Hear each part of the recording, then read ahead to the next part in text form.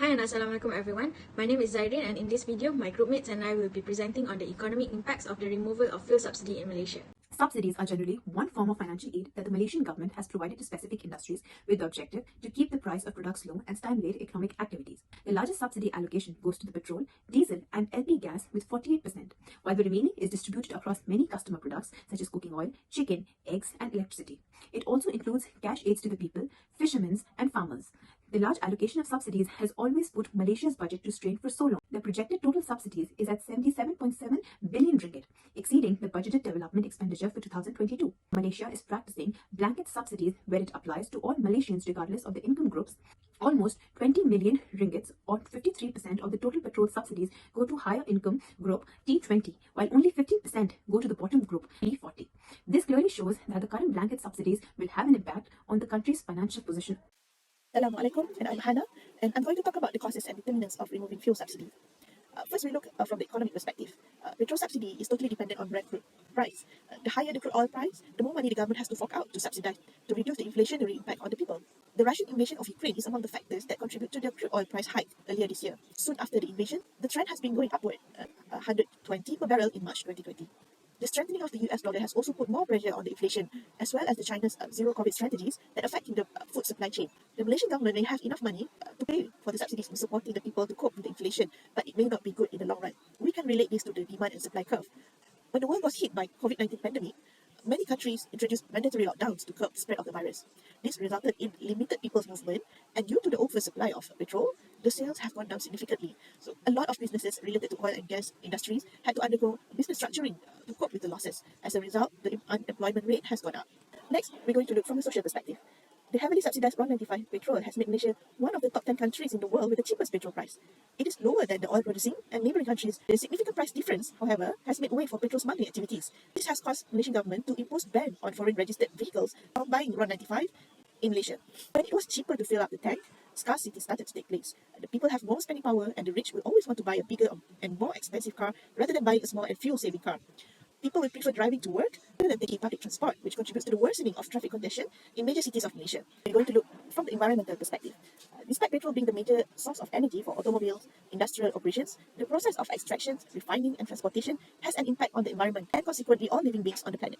Oil spills from the offshore plants can have harmful effects on the marine ecosystem. The burning of petrol in vehicle engines emits air pollution such as carbon dioxide and greenhouse gases. Greenhouse gases will trap heat in the atmosphere, and they are the main cause of global warming. The sea level is increasing, and the global weather system is also changing drastically. Moving on, we will talk about the potential impacts of removing fuel subsidies. First, fuel subsidy removal will have negative impacts on the microeconomic perspective. As can be seen in the slides, with the implementation of subsidy, the supply curve would shift to the right from S1 to S2. The new equilibrium point, point B, between supply and demand, result in a more quantity with a lower price. The difference between P3 and P1 from the graph is estimated to be 28 billion ringgit for 2022, which will be borne by the government. By having a subsidy, sellers would obtain higher sales and consumers would enjoy lower prices for the same amount of quantity demanded.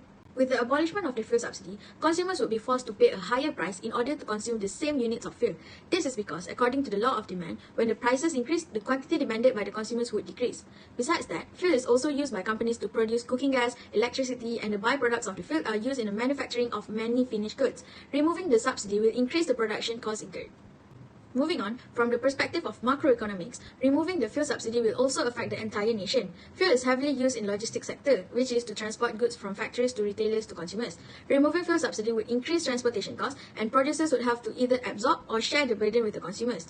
This would cause the cost push inflation to happen, which can be observed in the graph shown, where the aggregate supply curve will shift from AS to AS1. This will make the price higher and lower the real GDP. Higher price would lower the quantity demanded and eventually lower the output of the country. Next, we will talk about the impact on the 3 Ps. Firstly, the number of registered vehicles in Malaysia exceeds the human population of the country. This shows us that Malaysia's preference toward vehicle ownership is very high. Removing the fuel subsidy would increase the overhead expenses of vehicle ownership, which would reduce the urge to own petrol vehicles in the country. Besides, Malaysia is not infrastructure ready to convince consumers to switch to electric vehicles. Moving on, businesses associated with the automotive and oil and gas industry would be impacted by the reversal of the petrol subsidy. It will affect their profitability, which will have a substantial impact on the GDP of the country. Some businesses that would suffer are the petrol stations, automotive manufacturers, and mechanics. Although fuel subsidy removal would have negative impacts on people and businesses, this action would help the environment to heal. This is because all vehicles are the main contributors to pollution in the country, and carbon monoxide emissions from the transportation industry are very high in Malaysia as compared to other OEDC countries. I'll continue by talking about the impacts on short run and long run. So fuel subsidy is a form of government expenditure. It is related to fiscal policy, which addresses temporary problems that will affect the output quantity. And the removal of the fuel subsidy also falls under contractionary fiscal policy, which has the effect of slowing down economic growth. The aggregate demand curve is the quantity of goods and services demanded in the economy at any given price level. And the calculation of GDP is consumer plus investments plus government spending plus the net exports. When fuel subsidy is removed, consumers' behavior will be affected, where they will be discouraged to spend money on higher fuel prices. The aggregate demand curve will shift to the left from AD1 to AD2, and based on the graph, an inward shift of the aggregate demand curve will also result in a reduction of the GDP level from Y1 to Y2. In the long run, an economy's real GDP depends on its supplies of labor, capital, natural resources, and on the available technology used to turn these factors of production into goods and services. So when any of these factors of production is affected, the aggregate supply curve will shift.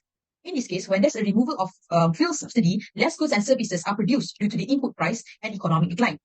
This can be seen by the shifting of the short-run aggregate supply and long-run aggregate supply curve. So a shift to the left of the SAS curve from SAS1 to SAS3 or LAS1 to LAS3 means that at the same price levels, the quantity supplied of real GDP decreased. This is caused by the change in input prices. If the price of oil increases, the input price will also increase, and this will result in affected suppliers to reduce their supplies at all price levels to protect their businesses from the rising costs. And another factor that affects the aggregate supply curve is economic growth. When the output level is reduced, unemployment will increase, and when there is a lack of labor resource, less goods and services will be produced, resulting in the natural level of GDP to decrease. And this is represented by the shift in left by the long-run aggregate supply curve. Now, we know that fuel is an important source of energy that is a major contributor in the inputs of various goods and services, and the prices of these products are heavily relying on the cost of fuel. And the removal of the subsidy will definitely have a multiplier effect on the economy. This is because there will also be an indirect welfare effect where the prices of non-fuel goods and services will also be triggered. A research suggested that the actual household income of Malaysians for different levels of income will decrease by 7% if the prices of non-fuel goods and services increase due to the subsidy removal. Hence, this has an impact on consumer spending patterns. Consumers' behavior is affected as the discretionary spending drops when there is a higher fuel cost. People will choose to drive less in order to save money on transportation costs, indirectly affecting their lifestyle. For example, consumers will find that there are more marginal benefits in using public transportation rather than driving a vehicle and spending time being stuck in congested roads. Of course, this substitution effect is only applicable for those who are more elastic towards the change in fuel price. And those who are inelastic towards the change will not react as much as they have enough resources to carry on. And this change can be illustrated by the shift of demand curve, where D1 will shift to the left as the demand is reduced. Although consumers need to bear the cost by paying a high price, producers are also affected due to the increase in production costs. Fuel subsidy removal will mostly impact fishing and aquaculture sector, utilities, food products, and more. These sectors will experience a significant increase in its input costs as they consume more fuel as compared to sectors such as textiles, apparels, and leather products. Okay, next, when input costs are affected, the production patterns also change. The energy-intensive sectors will reduce production level as they will particularly be greatly affected. They will reduce their production level and they will increase their prices to curb this shock. And also, increase in fuel price will not only affect input prices, but will also worsen business operations due to the electricity surcharges for commercial and industrial users. These changes can be illustrated by the shift of supply curve. S curve will shift to the left to S1, showing that the quantity being supplied will reduce. The existence of fuel subsidy can lead to the misallocation of resources as it provides a means for overinvestment of sectors that are highly energy intensive. And a fuel subsidy removal will alleviate the problem by allowing the government to use its budget for other policies. Next, there is actually an increase in revenue of RM 370 million per average increase of US $1 per barrel in oil prices. This means if we remove the oil subsidy, the government can actually have more revenue. Okay. So, the removal of fuel subsidy gives benefits of the increase in revenue. The fuel subsidy mechanism is actually important because without the subsidy, the purchasing power of some people may change because fuel is a subsidy. So the removal of it can actually worsen Malaysia's rate to 11%, actually lead to another problem for the government. Fossil fuel subsidies around the world almost doubled to 700 billion in 2021. And these subsidies were given by the governments to protect the citizens as the global economy had to bounce back or had to recover from the COVID-19 pandemic. At the same time, they serve as a barrier to a more sustainable future. The government should take the chance to remove fuel subsidies, especially when oil and gas companies are having extremely high profits. Hence, if Malaysia wants to play a global role in tackling the climate crisis in the long run, removing fuel subsidies is definitely an option to consider. Now we have come to the end of the presentation. We're going to talk about the recommendations. In order to address the rise of cost of living, we are recommending a reform of the petrol subsidy that benefits the people, businesses, and our planet. The removal of subsidy needs to be done gradually and returning the cost of savings to households via cash transfer to alleviate the increased cost of living, especially among low-income households. The fuel subsidy given by the Malaysian government will not always be sustainable, especially when the rich benefit from it the most. We are recommending for the fuel subsidy to be given to targeted sectors, especially the poor, farmers, fishermen, and public transport. We strongly recommend that the public awareness campaigns and education are being raised to manage the people's expectation before executing the targeted subsidy. In conclusion, the removal of fuel subsidy in Malaysia would have many economic impacts on the country's overall economic conditions.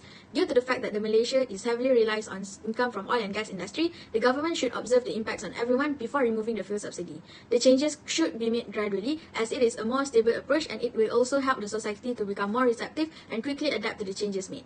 That's all from us. Thank you.